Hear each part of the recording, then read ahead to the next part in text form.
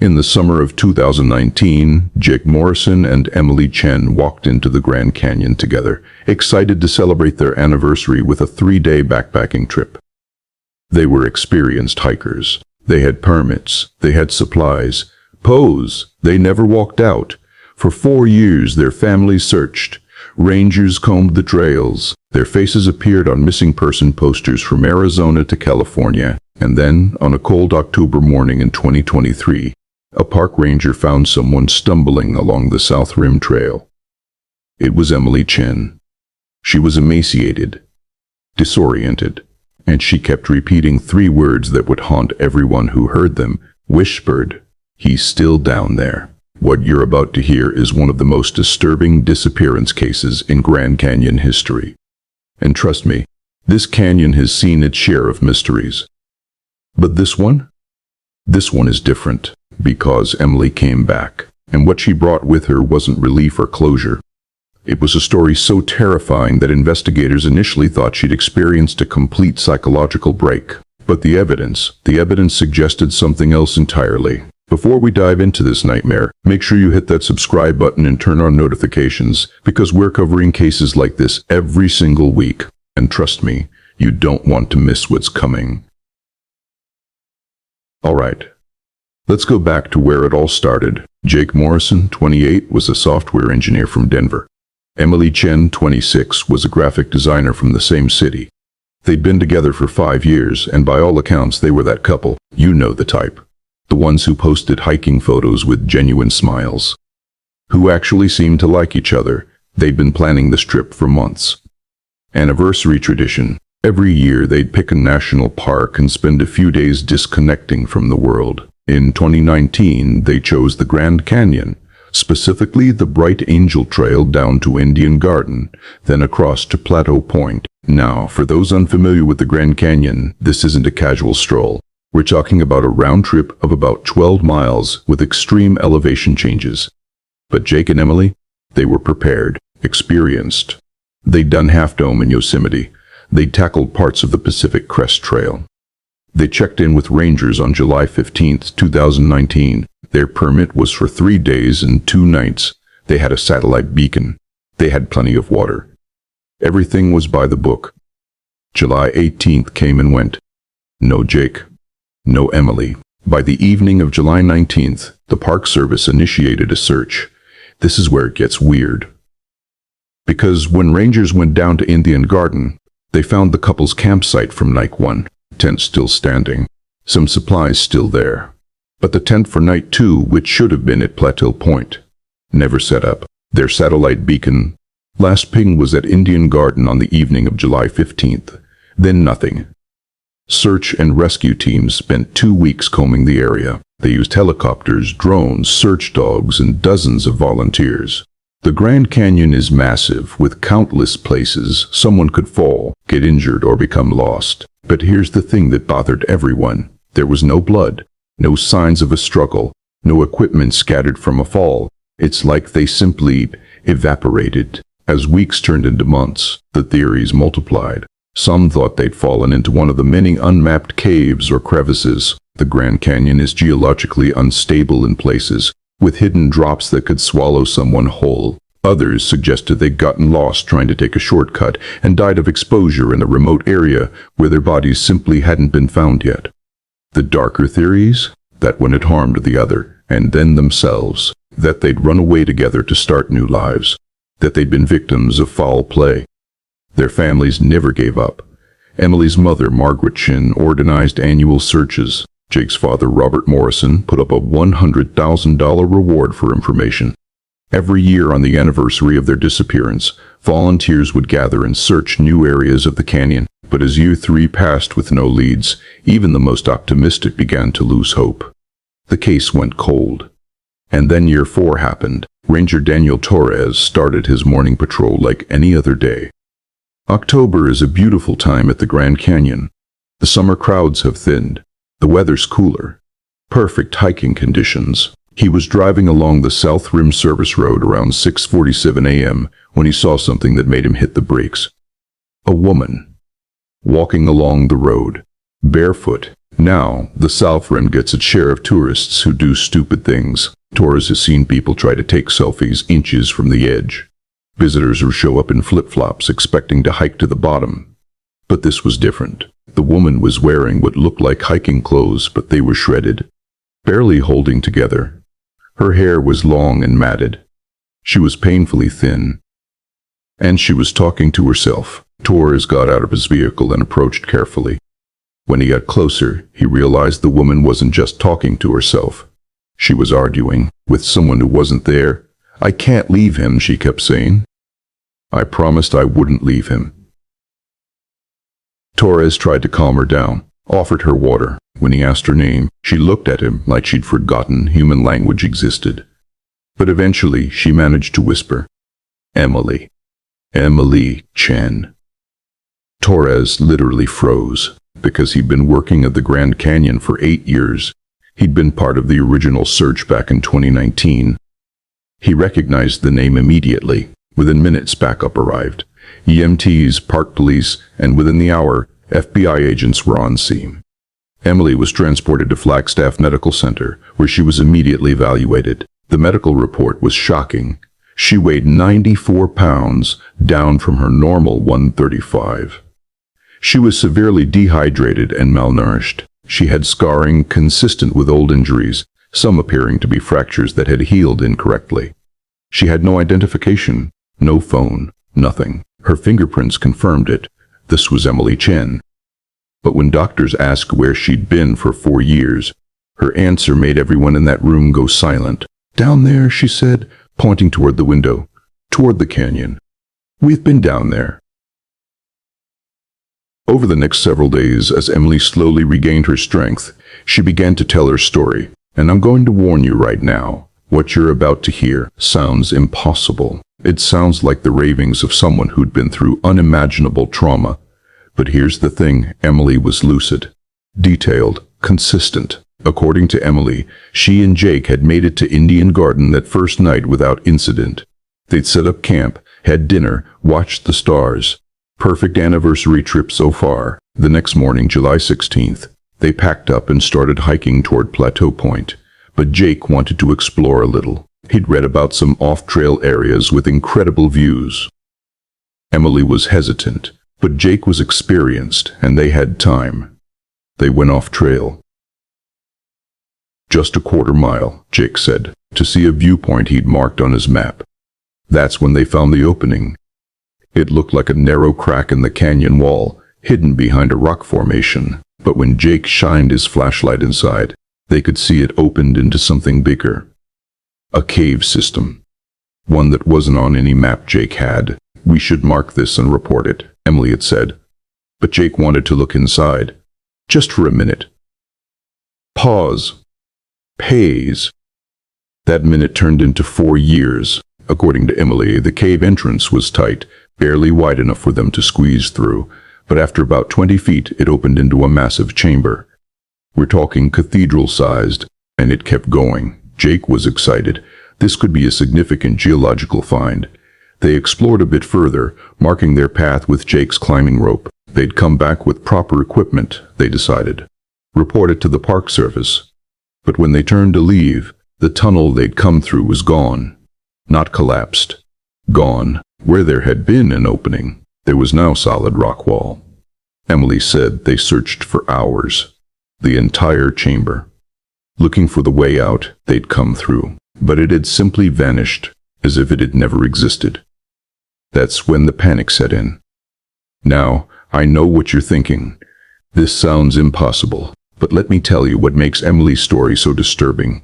She doesn't describe this as supernatural or magical. She describes it with the confusion of someone experiencing something that shouldn't be possible but is happening anyway. They had their packs. They had some food and water. Jake had his flashlight and a backup. Emily had a headlamp. They started exploring, looking for another way out. And they found water. An underground stream, ice cold but drinkable. That solved one problem. They found cave formations that seemed to glow with a faint bioluminescence. Some kind of bacteria or fungi, they guessed. It gave off just enough light that once their eyes adjusted they could see shapes and outlines. But the cave system was massive, tunnels branching off in every direction. Some led to dead ends, some led to chambers even larger than the first, and some led deeper. They made camp in what Emily called the first chamber and tried to stay rational. The Park Service knew their route. When they didn't return, search parties would come. They just had to wait. Days passed, then weeks. Emily's description of time underground is where things get really unsettling. She says after a while, they couldn't tell days from nights. They slept when exhausted, ate sparingly from the rations they brought, then later from things they found in the cave. Cave crickets. Bats they managed to catch. Once Jake found blind cave fish in a deeper pool. Jake's flashlight batteries died after what Emily thinks was 2 months. Her headlamp lasted longer, but eventually that went too. They learned to navigate by touch and by the faint glow of the bioluminescent formations. But here's where Emily's story takes an even darker turn. She says the cave changed. Not gradually, but noticeably. Tunnels they'd explored would lead to different places. Chambers they'd marked would disappear. It was like the cave was alive, constantly reconfiguring itself. And then there was the sound. Emily described it as a deep humming. Almost below the range of human hearing, but you could feel it in your chest, in your bones, and it seemed to come from deeper in the cave system, from somewhere they'd never reached. Jake became obsessed with finding the source of the sound. According to Emily, after what she estimates was a year underground, Jake changed. The man who'd been her partner in survival, who'd held her when she cried, who'd kept them both sane with stories and jokes, became fixated on going deeper. "It's calling," he'd tell her. "Can't you hear it? It's calling us down." Emily could hear the humming, but to her it was just a sound. Unsettling, yes, but just a sound. To Jake, it became everything. They argued. Emily wanted to stay near the water source, near the areas they knew. Jake wanted to explore the deeper tunnels, convinced that the source of the sound was the way out. Eventually, Emily gave in. What choice did she have? Stay alone in the dark, or follow Jake deeper? They went down. Emily's description of the lower cave system is where her story becomes almost hallucinogenic. She talks about chambers where the walls seemed to breathe, tunnels that twisted in ways that hurt to look at, spaces that felt bigger on the inside than they should have been from the outside. And the sound got louder. She said Jake would press his ear against certain rock formations and smile. "It's talking," he'd say. "It's telling me things." When Emily asked what it was saying, Jake would just smile wider. They found things down there. Emily describes them as artifacts, but when I asked investigators to clarify what she meant, they said Emily couldn't really explain. Objects that didn't seem natural. Shapes carved into walls that weren't quite symbols but weren't quite random. And they found bones. Not human. At least, Emily didn't think they were human, but they were large and old. Sold they'd fossilized into the cave floor. Emily estimates they'd been in the deep caves for months when Jake found what he called the center, a chamber, circular, with the humming so loud it made their teeth ache. In the middle of the chamber was an opening in the floor, a pit. The sound came from down there. Jake wanted to go in. Emily refused. They had their first real fight in years. Emily begged him not to. Jake told her she didn't understand, that he'd been dreaming about what was down there, that it had been showing him things. "It showed me how to get out," Jake said, "but we have to go down first. We have to go down to go up."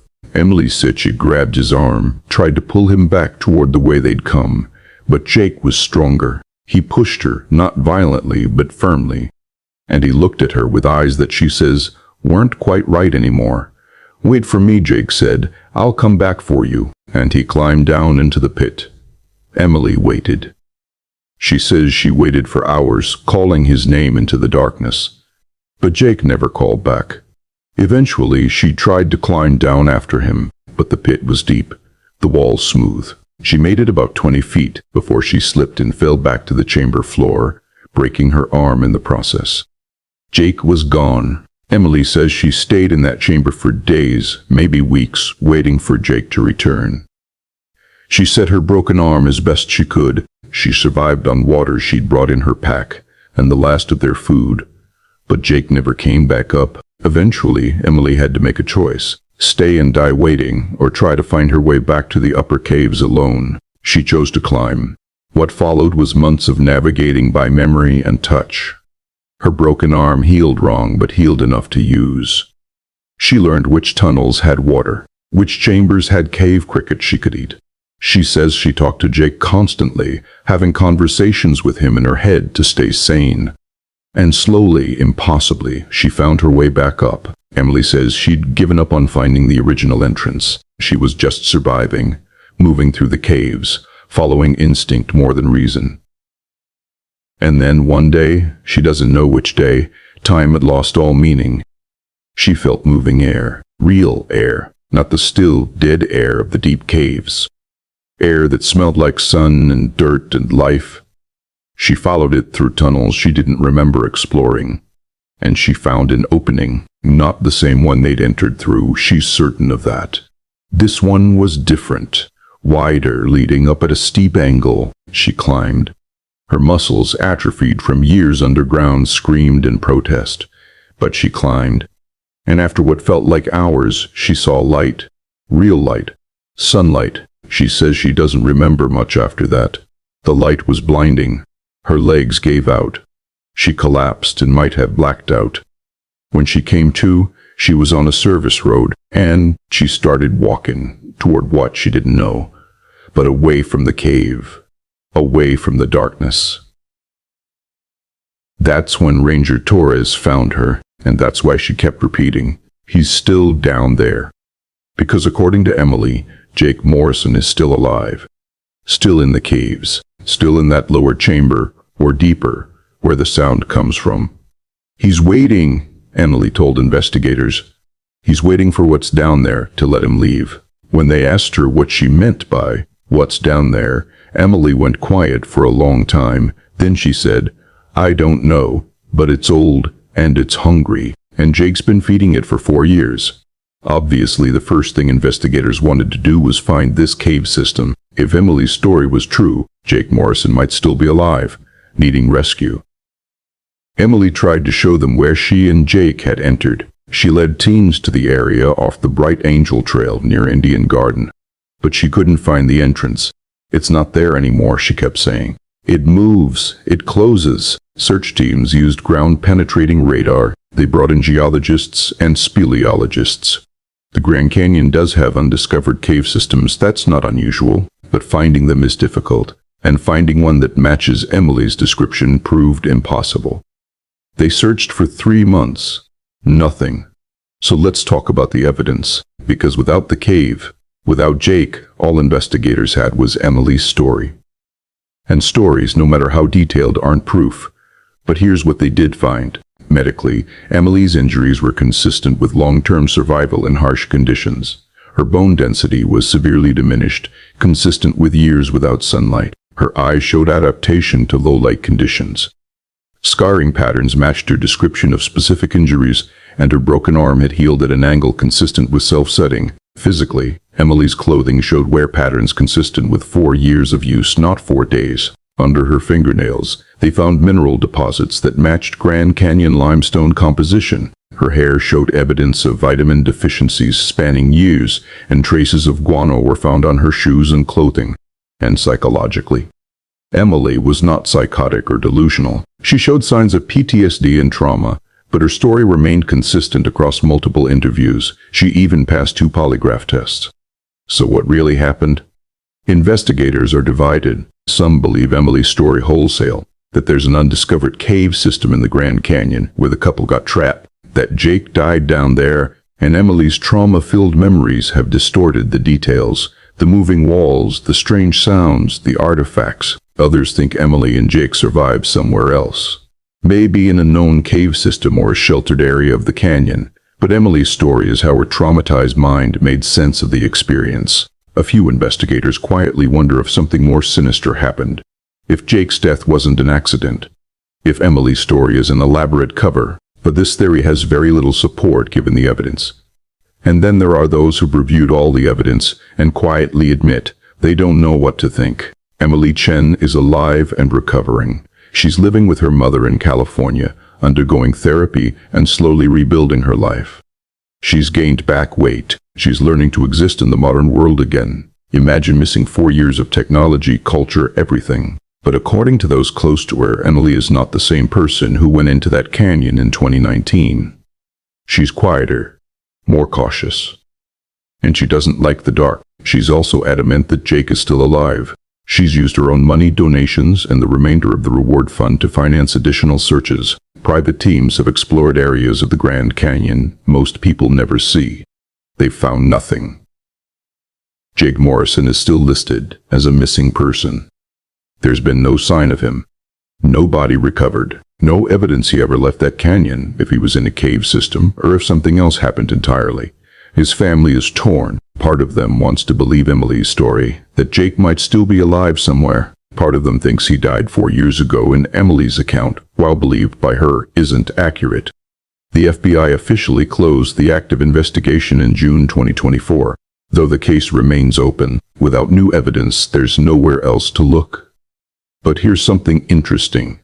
Since Emily's return, there have been renewed efforts to map unknown cave systems in the Grand Canyon. Scientists are using new technology, new methods, and they've found several previously undiscovered caves. None match Emily's description, but they're proof that there are still secrets hidden in that canyon, still places humans haven't explored. Maybe one of them holds the answer to what happened to Jake Morrison. Or maybe the cave Emily described doesn't want to be found. So what's the truth? Did Emily Chen and Jake Morrison spend 4 years trapped in an impossible cave system in the Grand Canyon? Did something else happen that Emily's traumatized mind is reconstructed? The truth is, we may never know. What we do know is this: Emily Chen walked out of that canyon 4 years after she walked in. She survived something that by all accounts should have killed her. And whether her story is literal truth, metaphorical truth, or something in between, she believes it. The Grand Canyon has claimed many lives over the years. The Park Service estimates that 12 deaths occur there annually. People fall, people get lost, people underestimate the dangers of one of the most unforgiving landscapes on Earth. But Emily didn't die. Against all odds, she made it out. There's a quote from Emily's first interview that stuck with me. The investigator asked her why she left Jake down there, why she didn't stay and wait for him. Emily looked at him and said, because whatever Jake found in that pit, it wasn't the way out. It was the way further in. And I couldn't follow him there. I couldn't become what he was becoming. When pressed on what that meant, Emily just shook her head. You'd have to hear the sound, she said.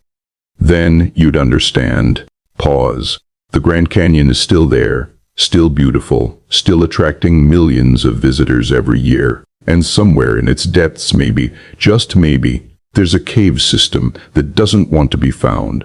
And maybe Jake Morrison is still down there, still listening to that sound, still waiting. What do you think happened to Jake and Emily? Do you believe her story? Let me know in the comments below. If you enjoyed this deep dive into one of the strangest missing person cases in recent history, make sure to hit that like button and subscribe for more mysteries, true crime, and unexplained phenomena.